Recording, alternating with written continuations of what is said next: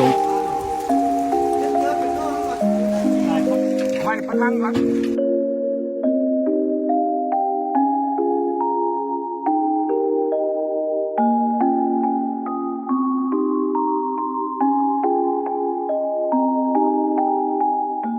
สบายดีเนาะวันนี้ก็สิมาเว้าถึงผลกระทบของภัยธรรมชาติ 2-3 มื้อหลังนี่จะเป็นฝนที่แบบตกกระหน่ำตกแบบบ่ขาดสายเลยทั่วประเทศลาวเลยที่มีผลกระทบต่างแต่ว่าจะมีผลกระทบน้อยหรือหลายจุดที่มีผลกระทบน้อยก็จะเป็นหลวงพระบางเสียงขวางเขตภาคกลางแต่ก็จะมีจุดที่มีผลกระทบหลายอย่างเช่นเป็นภาคเหนือของประเทศลาวตอนนี้ก็เป็นหลวงน้ำทาที่มีผลกระทบหลายที่สุดตามที่เห็นในข่าวของแอปฟ้าและแอปแดงค่อยอยากซ้อยที่สุดเลยแต่บ่ฮู้สิซ้อยจังได๋ค่อยก็เลยไปรวบรวมเอาภาพและวิดีโอบางจำนวนอันนี้ต้องขออนุญาตเจ้าของภาพและเจ้าของวิดีโอนะต้องไปเอาภาพเหล่านี้มาเผยแพร่ให้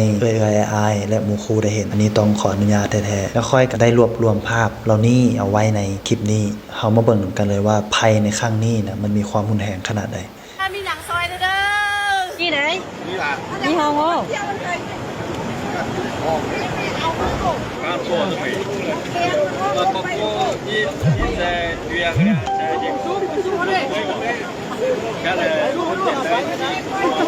เห็นการเสียสละของตัวเองเพื่อที่จะช่วยเหลือคนอื่นโดยที่เต็มใจที่จะช่วยนะมันเป็นภาพที่ประทับใจ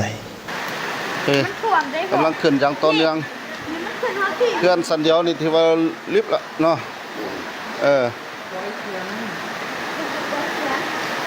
ยังสิสืบต่อตกอีกเมื่อคืนบ่ฮู้ว่า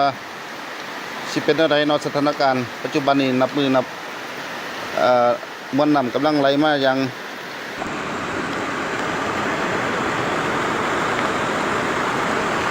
แล้วคนที่มีเฮือนสั้นเดียวก็จะท่วมหมดเลยเสียหายหมดทั้งหลังเลยนับตั้งแต่เป็นพวกเครื่องใช้ไฟฟ้าเครื่องใช้ครัวเฮือนภายในเฮือนคือเสียหายหมดเลยเฮาคิดเบิ่งว่าเฮือนหลังนึงที่เฮาเคยอยู่เคยอาศัยเป็นบ่อนที่เฮาใช้ชีวิตนะกับมือนึงที่มันกลายเป็นบ่อนที่เฮาบ่สามารถจะไปเฮ็ดหยังได้ทั้งที่เห็นว่าน้ำท่วมแต่มันเฮ็ดหยังบ่ได้นะมันมีความเจ็บใจอยู่จุดนั้นว่าเฮาบ่สามารถเฮ็ดหยังมันได้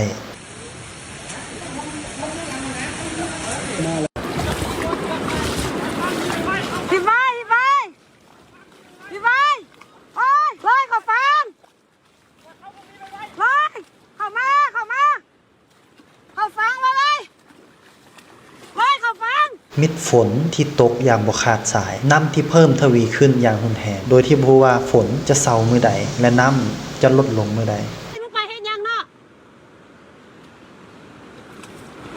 จ้องกันไว้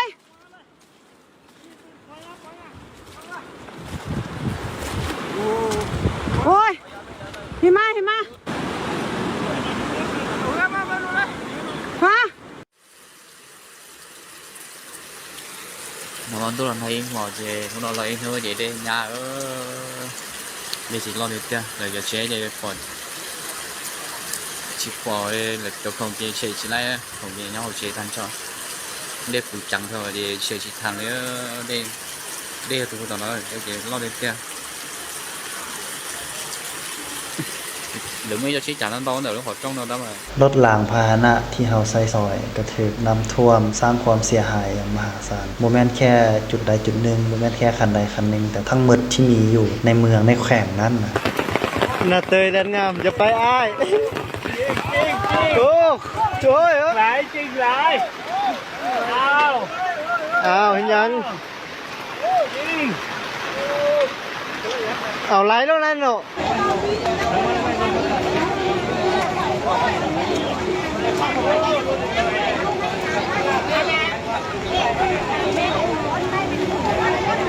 ดูไหลโล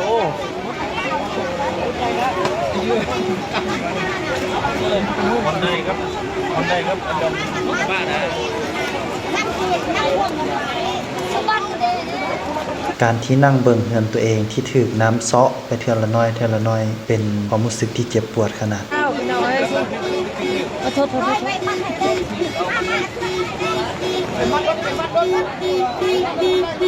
อันนี้มันงัดนะประตูแล้วก็อยู่รถไซเดอร์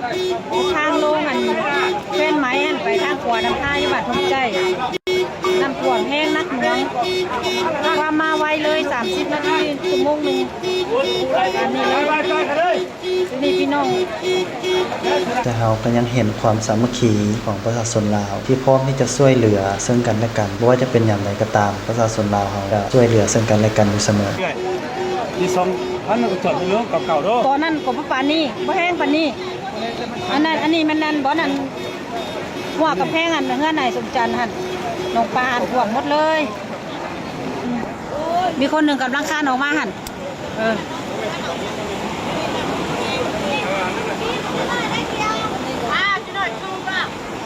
กลุ่มคนบางกลุ่มที่ถูกน้ำพัดแล้วต้องลอยเอาชีวิตรอดนาทีนั้นนะถ้าเป็นค่อยก็คงคิดอย่างเดียวว่าเฮ็ดจังไดให้เอาชีวิตตัวเองให้รอด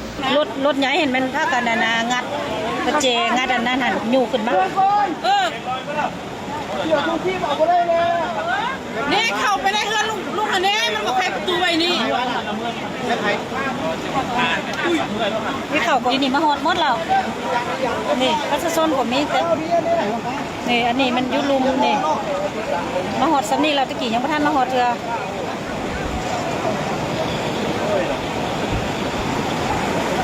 คนก็มีแต่มาเบิ่งเถอะพี่สร้างเฮ็ดหยังพี่น้องเอ้ยสามารถเข้าไปได้แล้ว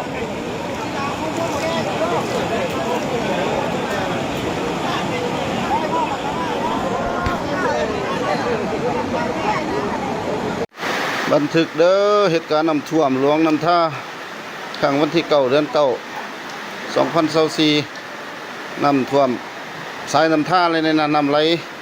ทะลุเข้ามาท่วมใหญ่ที่สุดเป็นครั้งประวัติศาสตร์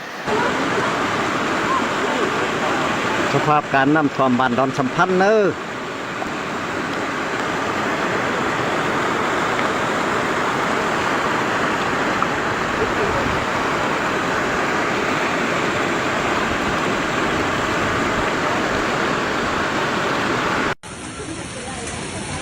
ช่วยเหลือได้อีก3 คนละเด้อ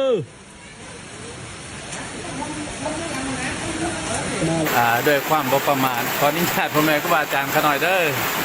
นำแห้งเอหลีแต่ว่าขน่อยมาทายให้เบิ่งซื่อๆขน่อยก็เซฟตี้ซื้อยอดอะไรอยู่ทั้งหลังนี่นะมีเสียบดึงจองอยู่ โอ้นำแห้งเอหลีว่ะโศกยังดีที่เขายังมีมีไฟแสงโซลาร์เซลล์ไฟโซลาร์เซลล์นี่น้ำเพียงแอลอัตมาเลยนี่ กลางเดินวะก่อนนี้เนี่ยเบิ้งสำรวจเบิ้งเจอลูกเจอหลานพระอาจารย์ใหญ่เพิ่นก็ช่วยสิแนะให้เบิ้งเจอลูกเจอเน่นบ่ให้ออกมา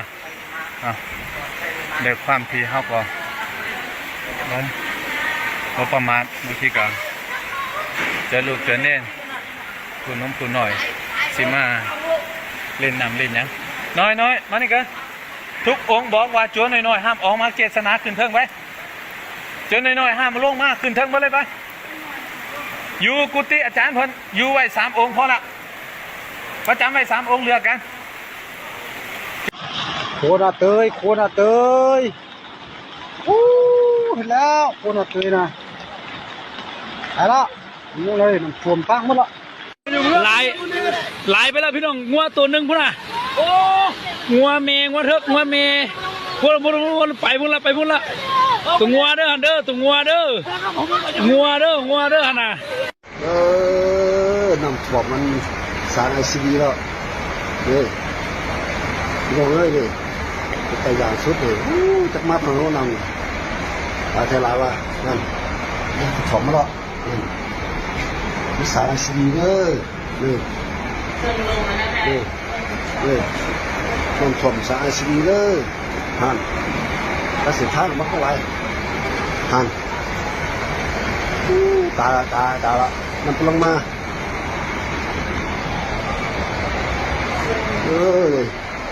สีท่านตาแล้วทำอะไรกันสารสีเลยตาเราไปสาธิตทางอะไรเดี๋ยวนี้เป็นอันใดเลยนี่เป็นมาแล้วเพิ่มอะไรตายเยอะเพิ่มอะไรหันรักคนมัน เอาด้วยครับด้วยครับไอซีดีเด้อไอซีดีเด้อบอตื่นเด้อบอตื่นเด้อพี่น้องเด้อแล้วพี่น้องเด้อพี่น้องเด้อเด้อมันจิตทางมันเด้อมันจิตเด้อ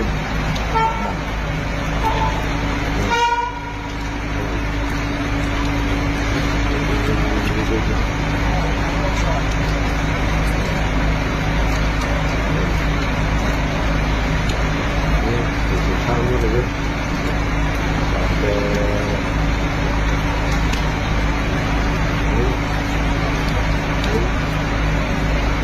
คุณลงมาเลยนำเลยคุณลงมาเลยไหลรถเลยคิดเลย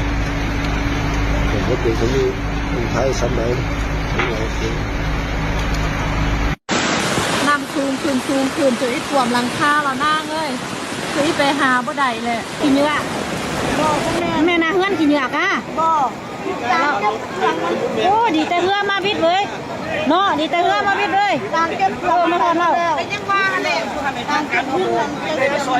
ยังนี่อ่ะเมื่อกี้บอกกันเขาขึ้นนะเขาเรียกว่าขึ้นมาเขาเรียกว่ากันขึ้นมาเยอะโอ้ยแต่เราดิมาแพ้อาจารย์น่ะเสาไฟฟ้าไอ้ฮัมเอาฮัมนั่นน้อยดู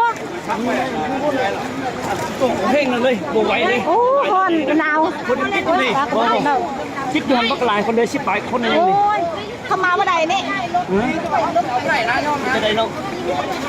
แต่เมื่อกี้เขาก็ไม่มีเงินเนาะคนยังติดอยู่หันบ้านอะไรน้ำกับน้ำแห้งก็ไหวแล้ว คนไปทีเถอะไทยไปเลยเนาะน้ำแห้ง เขายานเนาะนี่เดี๋ยวค่ะในเจ้าว่ากันหนาวติดอยู่หันโดนเซน้ำอยู่หันบ้านหลายชั่วโมงหรอกอยู่นี่ยังมีอันครอบครัวหันอยู่หันเดี๋ยวมีเหือก็มาช่วยเด้อมีเหือมีเหือจักใส่น่ะป่าเขาบ้าเลยทุกคนเหรอไปเอาเขาใส่กินไปเต้ตามเทมันเขาบอกไม่ได้กินข้าวเขาไม่ได้กินข้าวกันนั่นไปเอาเขาไม่ต้องชอบแบบนี้หรอกเยี่ยมไม่หล่อตัวใครกันหรอที่ตะเครื่องปั้นก่อนที่มันบ้าๆเลยมันจะไปบ้าๆพอไปแท้ที่เกิดที่มันตัวเม็ดนั่นก็ที่เครื่องนะเอาคุณรถทางน้ำอันนี้มันน้ำท่วมอยู่บ้านพ้นไซเมืองหลวงท่าแข่งหลวงท่าทางลงแฟนไหมมันน้ำท่าเขาปล่อยเขื่อนฝนตกนักเดี๋ยวมื่อคืนนี่หาเท่าเดียวนี่พอเศร้าแล้วก็เจ้าปล่อยเขื่อนมาแห้งแล้วก็เงินประชาชนก็ท่วมหมดแต่ละบ้านท่วมไปหมดเดี๋ยวนี้มันจุดบ้านพ้นไซเด้อทีนี้ยังมีประชาชนจำนวนหนึ่งติดอยู่แคมป์หิมน้ำหันแซ่น้ำอยู่แต่เศร้าเราก่อนเขาก็ไม่ได้กิน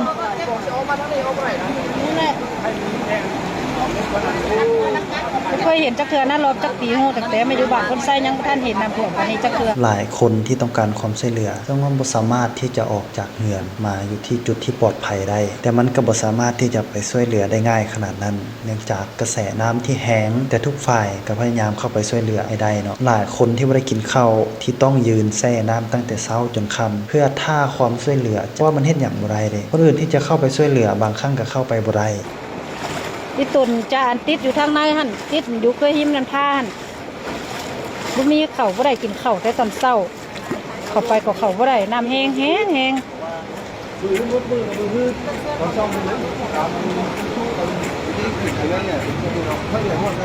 ผักสวนแบบมีเหือหรอมันโอ้มันสวยเหลือได้เด้อถ่วมละลายยังแค่อันนี้มันถ่วมน้ำแห้งเบิดน้ำแห้งที่สุดเลยในรถคันนี้ก็มันทับแก้วเจ้าโกงมันก็ไปอยู่ทับแก้วแล้วก็ยูขึ้นมาหาเคย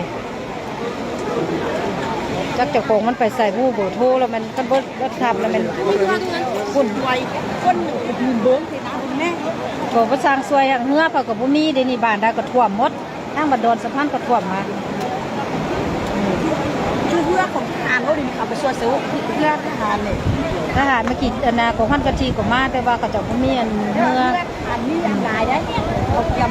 ของการคนนี่20 บาทนะมันนั่นคันวานอยู่บ่นั่นน่ะกำแพงอันลุงจันทร์อันนี้นี่เจ้าหน้าที่กำลังเอาเหือไปช่วยล่ะทางเทิงทางอันนัดโพพันทางนัดโพพนะ จะมาพอเราไปเห็นว่าเตี้ยน่ะยังมันไม่ได้นั่งกอดเตี้ยว่าเตี้ยเป็นแบบไหนว่าเตี้ยนั่นเลยอ่ะ นี่มันมีแม่ลูกอยู่ทั้งนาคบ มันอ่ะไอ้ที่ทอดเนี่ย เขาก็ไม่ได้กินแต่ตอนเช้าเมาเมียนเครื่องแล้วมันน้ำไว้ประสังมาอยู่หลวงน้ำท่าน้ำท่วมนักตั้งแต่บดเต็นพุ่นลงมาเลยบดเต็นก่อท่วมนะเตยก่อท่วมอันนี้มันอยู่บ้านพ้นไส้เดี๋ยวนี้เจ้าหน้าที่กำลังก้าเกียมเหือไปช่วยผู้ที่ว่าติดอยู่อันนั้นอยู่งานหันมันเป็นผู้หญิงแดแล้วก็ผู้เฒ่าแดเล็กน้อยแดมันนำไวมาบ่ทันเลี้ยวขวามันไปตรงใจเต่าเลี้ยวซ้ายมันเมื่อนัดพบแฟนไหม ถ้าขึ้นว่าภัยธรรมชาติความเสียหายมันจะมหาศาลเลย ก็ขอนำมาส่งเด้อตายแล้วบ่ได้กินข้าวแต่วันนี้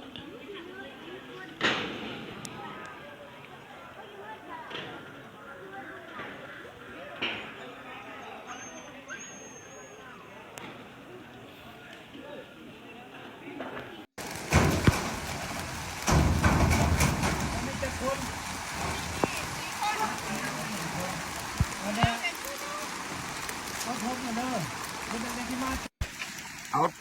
ไม่ประทังก่อนอย่ามันโอ้ตกมันแล้วส่งเข่าขึ้น LIT กำลังฮอตบันรวง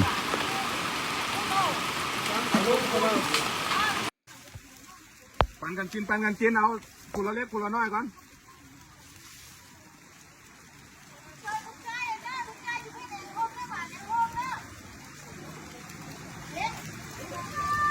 เอาละ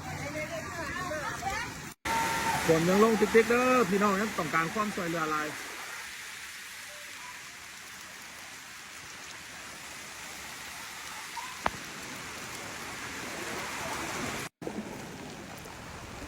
หนักหน่วงนิดราคาลดได้กินข้าวกินน้ำเพื่อ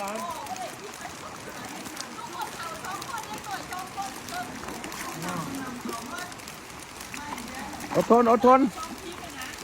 นยังจิมาหลายรอบอยู่รอบนี้กินผลละเล็กละหน่อยก่อนเด้อเอาละเอาให้ผู้เฒ่ากับเด็กน้อยกินก่อนแล้วก็ผู้ใหญ่เราค่อยมารอบ2รอบ3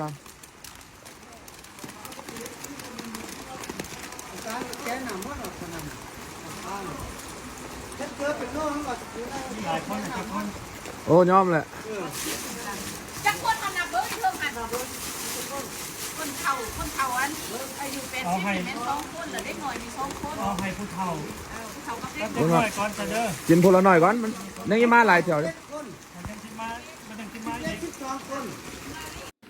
ระดับน้ำวัดบันหลวง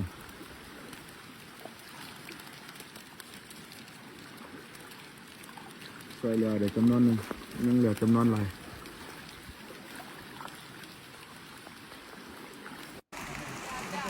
อดทนเด้อรอบหน้าจิมาตึ้ง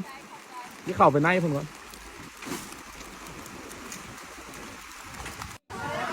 ใจเย็นค่อยๆเตียงกันเทละคน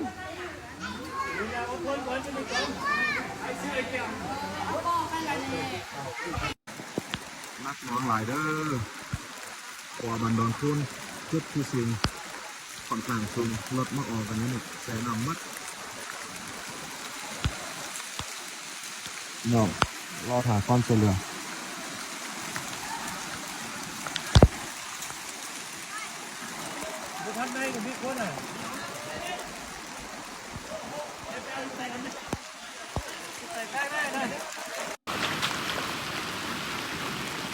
เส้นทางสนามบินขอบมัด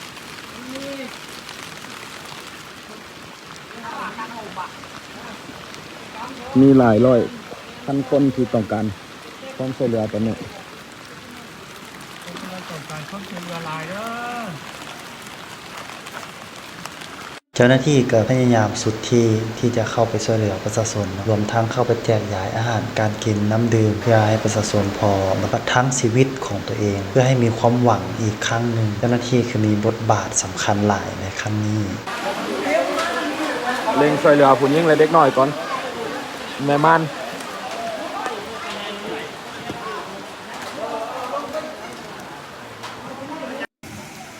ไอ้น้องปกสเฮาเอาเฮือสว่างออกช่วยเหลือประชาชน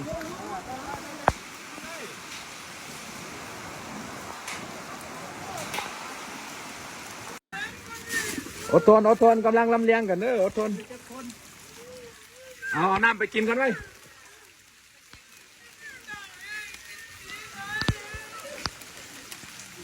ไต่มาได้บ่ให้ผู้ชายไต่มาไหมมันเข่าบ่ได้เนี่ยทางในมีน้ำกินบ่ทางใน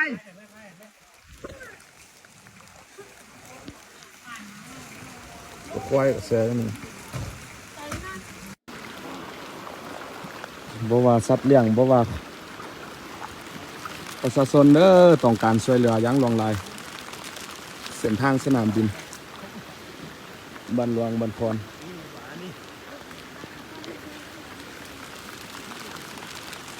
ลิฟต์มัดหลังคารถ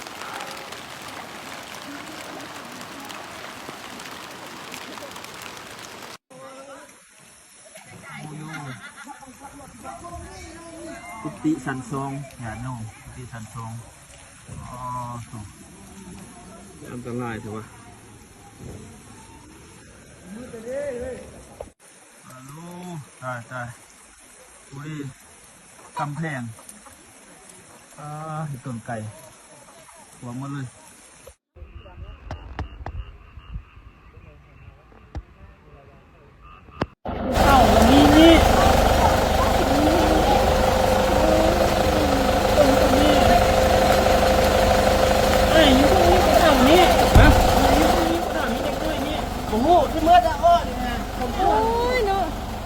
กลางบ้านได้นี่กลางบ้านหลวงคน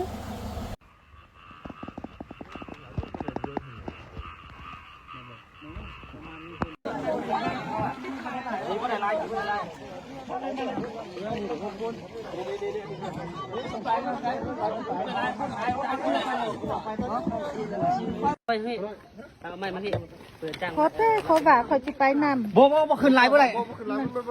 บ่ขึ้นเลยอยู่นี่แหละบ่เข้าไปละ ในอันเฮือนคอยมีอยู่ประกวดอยู่ไปจังนี้นั่นแหละจังแต่ผู้เลี้ยวเถอะ เรือนี้มันไปเกาะนี่มันแหลวเลยได้สอดเลยได้นี่จะมาเขาเลยเขาขึ้นเลยไม่ได้ว่างเขาขึ้นโอ้ยนี่โอ้ยจุเอาไปจังแล้วเขาลงเรือเลย คอยเชื่อน้ำท่วมจะมีจะเชื่อที่คอยเชื่อน้ำท่วมจะไหนพายุที่ไหลจะพูดกับเจ้าตังเลยบอกว่าเพื่อเอาเอาแหละไปน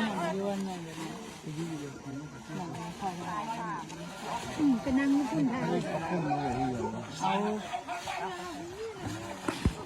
งานกับบ่มีแล้ว